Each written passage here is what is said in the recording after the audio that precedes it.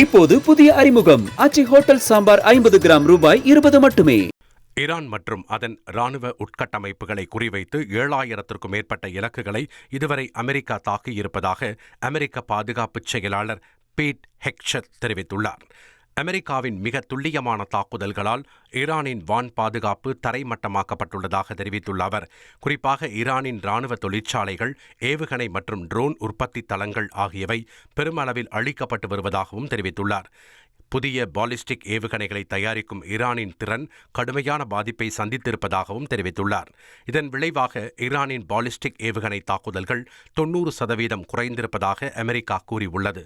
தொடர்ந்து ஈரான் தாக்கினாலும் அதன் அதிக சேதத்தை ஏற்படுத்தக்கூடிய திறன் பெரிய அளவில் குறைந்துள்ளதாகவும் கூறியுள்ள அமெரிக்கா, ஈரானின் 120க்கும் மேற்பட்ட கடற்படை கப்பல்களை தாங்கள் சேதப்படுத்தி இருப்பதாகவும், ஒரு காலத்தில் 11 நீர்மூழ்கி கப்பல்களை கொண்ட ஈரானிடம் தற்போது ஒன்று கூட இல்லை என்றும் அமெரிக்கா கூறியுள்ளது.